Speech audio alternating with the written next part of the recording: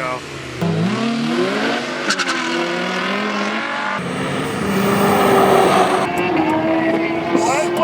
What's up everybody, it's Greg Peters with the Car Passion channel here, and I know it's been a while, but look, we're back with another video. And in today's video, I take the 500 horsepower Miata back to the drag strip for a little redemption. Anyone who saw my last drag racing video know that Old Red had a little bit of a traction issue while we were there, but this time I brought a secret weapon. And that secret weapon came in the form of a pair of Hoosier tire drag radials. And boy, let me tell you, what a different car Old Red was on a pair of these.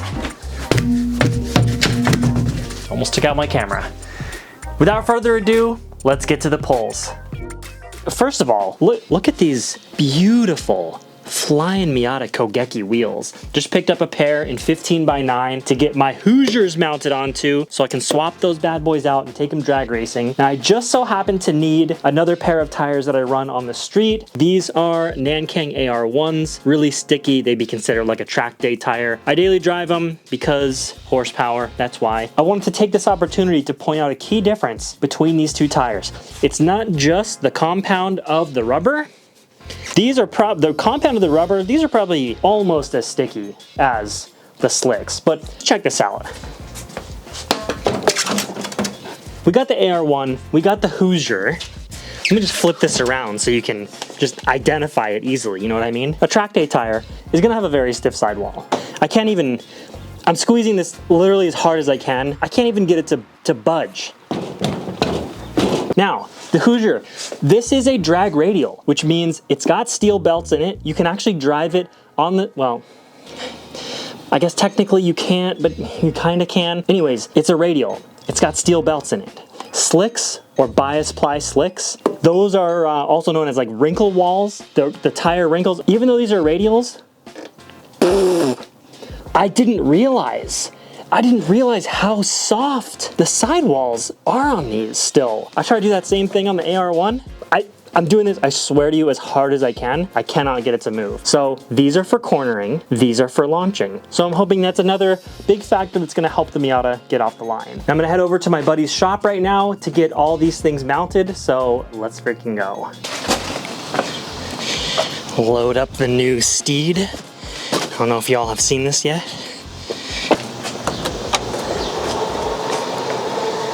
Oh yeah, technology. Gotta leave that poking out just so anyone behind me, they knows.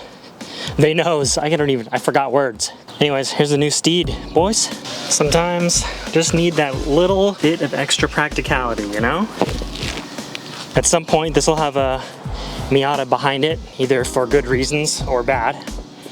Little E70 X5. Turbo, of course. We need to go all boosted in this household. Anyways, let's hit the road. The next day.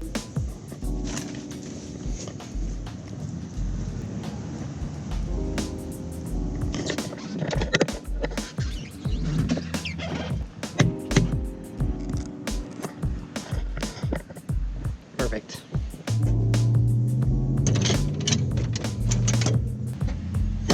Well, it's Friday night and we're on our way back to the races. In case you couldn't tell, we're either gonna go fast or break something trying. Just got off work, rushed home to pack up the car, and now we got a 40-minute drive to the track.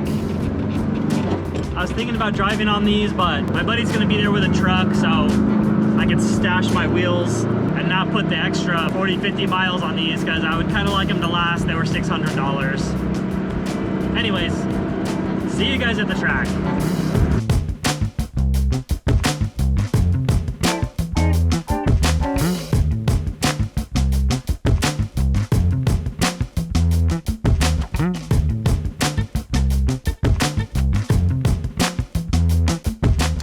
Spinning mid-track, like literally everybody. Left lane looks pretty good though. You can't spin Hoosiers, brother. No, I'm just kidding.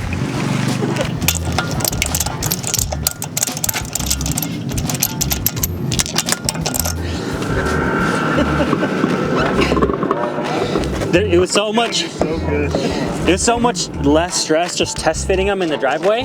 Now I actually have to use them. This is scary, dude.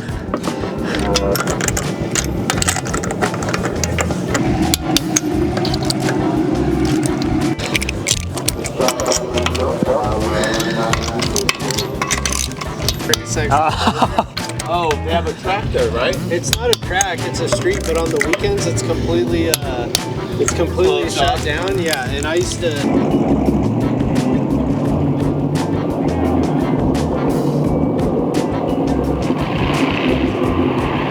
Don't dox me, bro. What? Don't dox me, bro.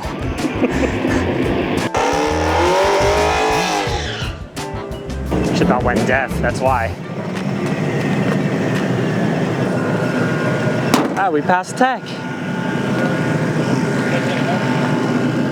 Okay, I gotta make a lap around and then I'll hop in one of the lanes.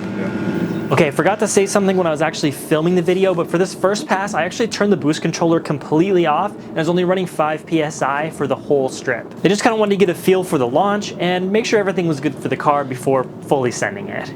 Now we're ready to party.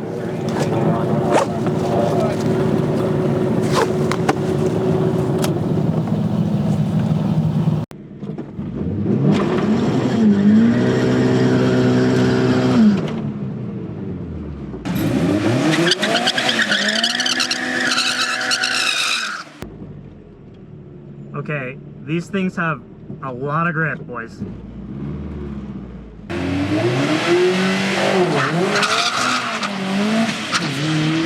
Looking so much better.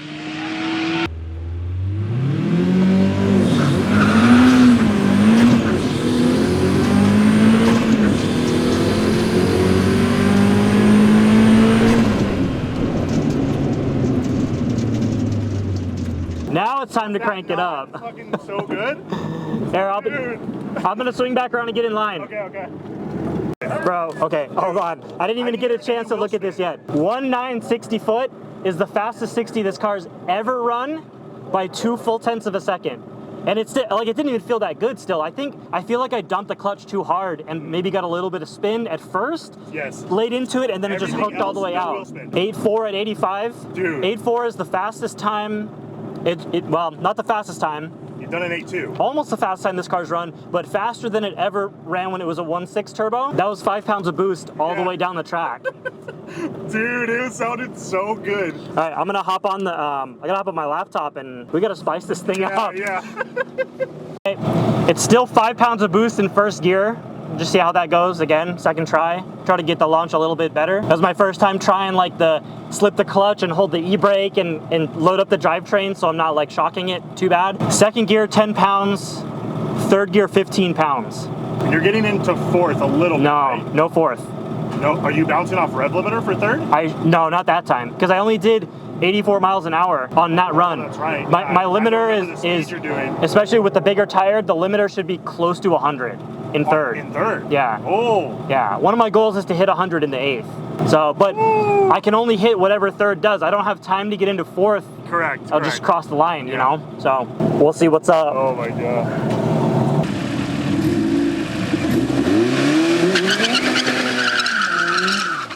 God, he can't hold it. That's crazy.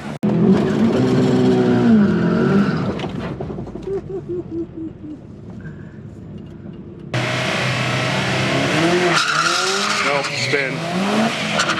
Everything else was better though. And over 8.2.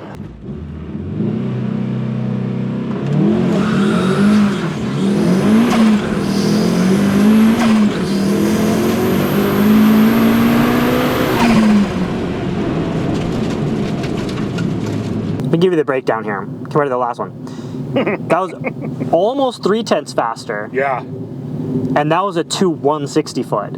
So 60 foot. 2/10 slower 60 foot, almost 3/10 faster, just because I turned the power up. Yeah. It So, sounded fast. Obviously, my burnout I hosed my own burnout. Yeah. Because I freaking just went, I don't know why it went so sideways so quick. But, so I'm gonna leave first gear the same. So I got into it in first and it spun.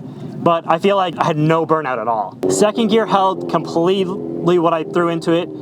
Third gear, no problem all the way out. Dude, it ripped in third. Highest mile per hour ever for this car, Yeah. which is 96. Literally, you can just hear it. Oh, dude, it was nuts. I'm gonna leave first gear alone. The boost that I ran in third, which was 15, 16, I'm gonna try that in second now, and I'm gonna turn third all the way up. If I get a decent burnout, I'm hoping this thing's gonna hold in third. And then, whew, we're going to the moon, boys. Dude. We're going to the moon.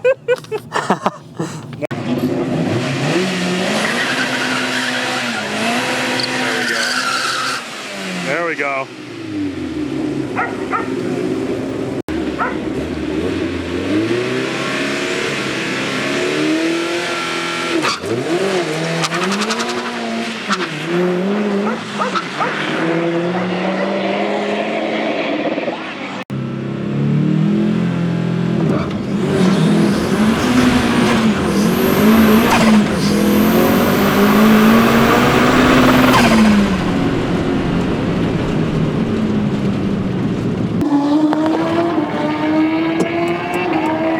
What was that? 7 second slip, baby. What was that? 7 seconds. Oh my God. I'll see you over there. We did it, 7.8. 7.8 and a 2 160 foot. That means if, oh my God, that means if I can just get this thing to hook and get out of the hole decent, just based off 60 foot times, this thing should have a 7.6 in it. That was 97 miles an hour. I definitely got to go to fourth. Huge shout out to my cameraman Mitchel for coming out and getting some of these awesome out of car shots. I recommend you go check out his channel because he's building a pretty mean NC. Something that might be next for Car Passion. Anyways, back to the video. Bro. How you like that apples? Dude, it was so good. Okay, listen now, just so you guys can see, Mitchel's here filming for me, Yeah. and he's showing me the clips of the launches and everything so I can try to analyze them. Number one, I did see a little bit of smoke from the burnout. I saw a tiny bit. Way better. That burnout was a lot better. And it ran out of third gear way before the lights. I was just like, brrrr, all the, That's what I heard then. Yeah. I heard your limiter. yeah, so the limiter is 97.9 miles an hour. If I want to hit 100, I need to go 2% faster, which is 150 RPM. Or I can just try to rip it into fourth. It won't, the turbo won't even be spooled by the time I hit the lights, but at least I should pick up a little bit of mile per hour. Dude, 7.8, and that time was all just picked up with horsepower on the other side. It was still a 2 160 foot. Everyone in the stands was like, what the hell? Dude, it was good. When you see the laptop on the seat, Yeah. do not underestimate.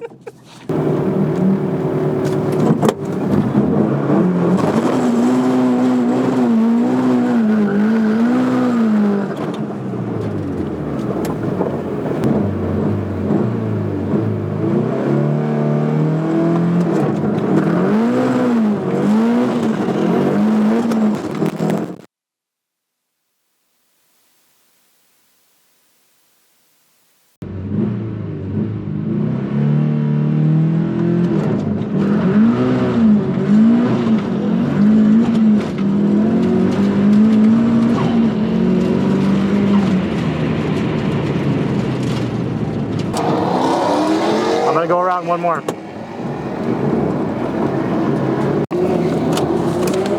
I freaking fricked up the launch bad, but I got 102 miles an hour. Exactly what he was saying. 102.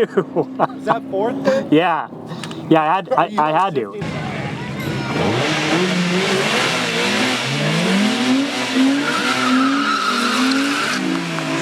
Okay, you guys remember this Nitrous G35 from last time? The one where I was like, oh my God, this G35 is so fast after he smoked me 2 times? Well, this pass felt pretty good.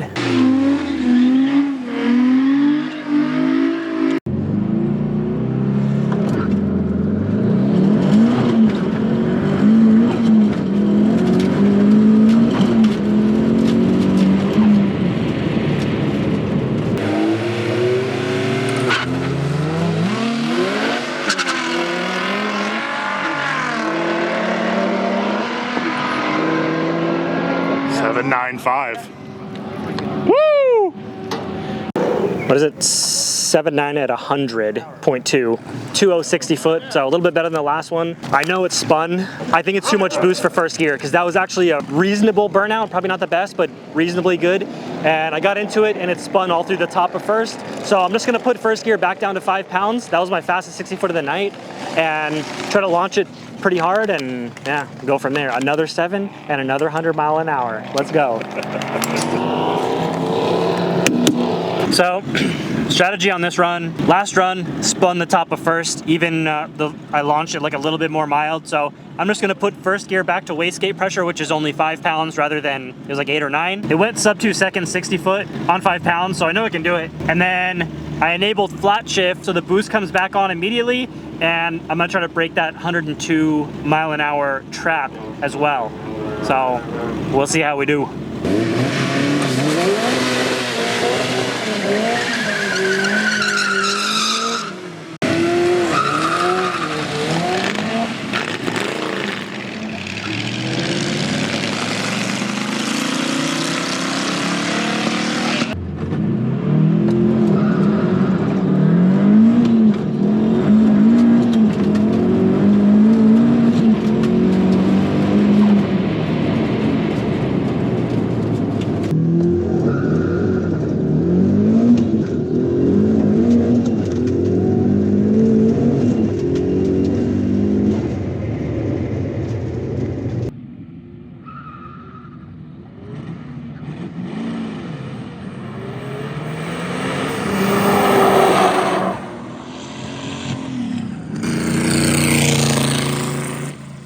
Alright, since this might be my last pass, even though you never say it's about to be your last pass, I'm going to try to launch it pretty hard again, but I'm just going to go freaking ham on the burnout. Now that I can see the footage, that there's like basically no smoke, I know I'm under burning out. I'm just trying to freaking cook these tires, and I'm going to go pretty ham on the launch, and either I'm going to spin and not get a good time, who cares, or it's going to go fast, so we'll see. That was the last one, 103.6 miles an hour. I flat shifted 2.3 and 3.4. Oh. It's just like instant boost. Yeah, that's freaking sick.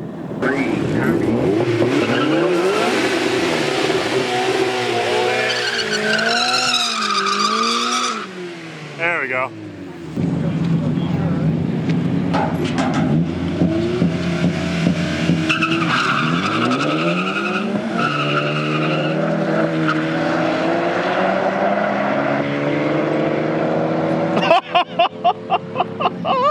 Oh my god.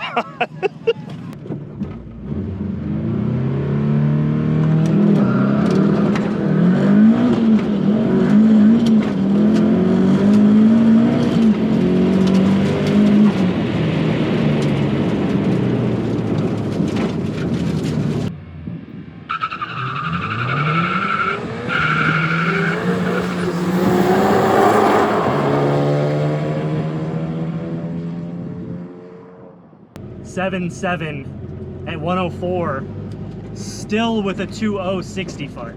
Okay, first of all, that's a new record for the car. What was the mile per hour? 104.1. Yeah. Dude, it's so good. It's so fast. Dude, I'm grabbing the flat shift so hard. Loves that burnout. Dude. Last run of the night.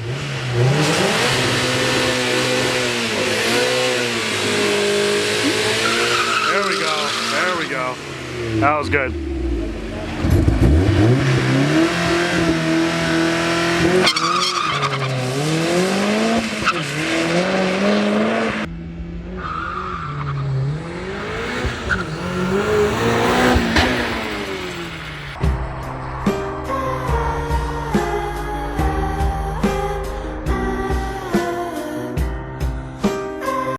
So although I did have a significantly better showing than last time, I know for sure that that Miata has got more in it. So next time I go out, there are a couple different things I want to try. Number one, this time I did not bring a tire pressure gauge. I just set the drag radials at about 20 PSI, knowing that they would be a lot better than the other tires. Next time I'll bring a tire pressure gauge and make sure I can get them down to maybe 17 or so, 16 PSI. And I want to try second gear burnouts. Even though those last couple burnouts, I just sat there in first gear, blah, blah, blah, blah, blah, barely making any smoke. I really think I have to get even more heat into these tires, get a little bit of smoke going.